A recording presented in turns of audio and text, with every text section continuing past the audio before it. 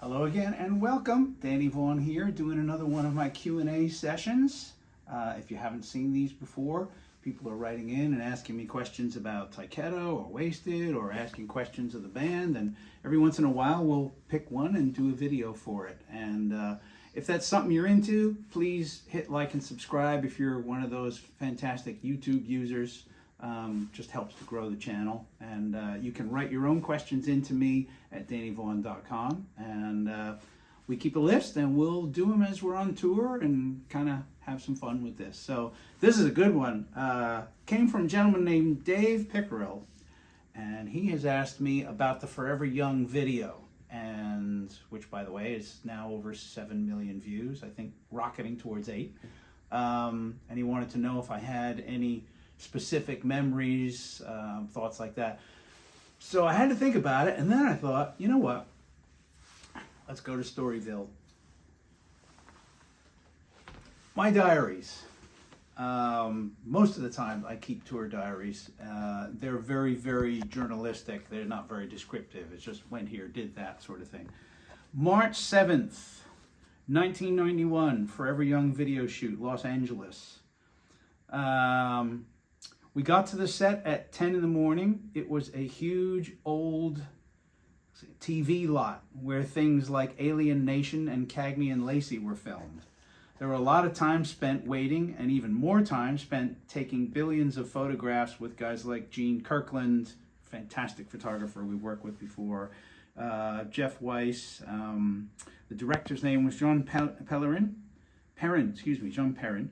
And we started with individual shots in front of various fake walls, corrugated metal, factory windows, and there were people for everything: makeup, clothes, carpentry, lighting, sound, rigging, catering, even an idiot producer with delusions of Hollywood grandeur that I threatened to punch out over his attitude. That doesn't sound like me. Come on. I don't remember that at all, so I'm going to have to call Michael and ask him if he remembers that. But it's entirely possible. It took a long time to get rear projection to work right from the band shots.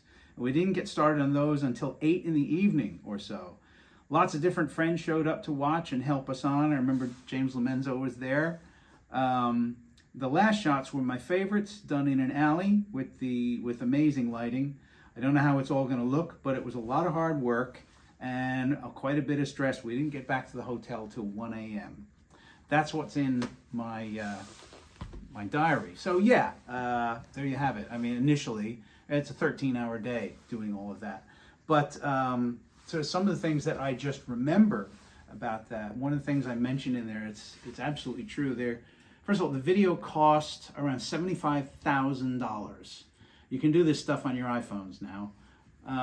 But it was, as always, everything with the record industry bloated. There was no need for it. There were no need for assistant directors and 3 makeup people and all the catering for everybody else. And of course, who's paying for that? The band was paying for that, but nobody told us that. We were just having a great old time and thinking, gosh, the record company's really looking after us. Yeah, weren't they just? So a couple of other things I remember about that is, of course, we weren't there when they did all the acting stuff, with the couple and the motorcycle and the woman in the diner. The woman in the video, there was some discussion as to whether or not we should even use her, because she had, I believe, lied on the application and said she had not done any music videos before. As soon as she walked in, they were like, it's the girl from Uncle Tom's Cabin, warrant video. We didn't care. She's very pretty. It'll be fine. It'll look good. What was interesting was that when they did the shots with the boyfriend on the motorcycle, the actor that they hired to do that showed up, and it's the actress's ex-boyfriend. They were had separated like 6 months before. So they had to sort of commiserate and all that. I have no idea how it turned out, but apparently after the video, they got back together. So it must have been a good motorcycle ride.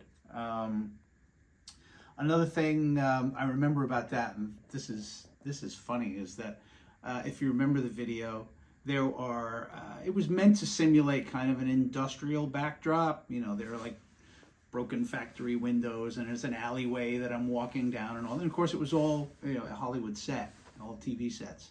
And they would roll these backgrounds in on wheels, and we'd stand in front of them. And the one that I think Michael's in front of, that we all did some individual shots, is this brick wall. You know, it was very kind of seedy and looked like it was shot in downtown Manhattan somewhere. Well, I don't know, 6 months goes by, and we get an announcement that there is such a thing as the Brick Video Awards that were given out by the Bricklayers Union in America. And so best use of brick in a video went to Tyketto Forever Young. Michael and Jimmy were presented the award by Iggy Pop, and it is an enormous brick. It's about this big, and nobody had the heart to tell them that the wall was plastic. It was fake. There were no brick walls involved in the video whatsoever. But it was, you know, like with so many bands, first experience. Forever Young itself went to #1 in Indonesia and Fargo, North Dakota. Who can figure it out? But, you know, we were excited by all of that. And of course, it's the song that kicked off everything for us, the song and the video. And we're still here because of it. So those are my Forever Young video memories. Dave, thanks for asking the question. Once again, folks, if you're enjoying these, please hit like and subscribe so we can grow the channel. And send in your questions to DannyVaughn.com whenever you can. Until next time, take care. Hope everyone's doing really well.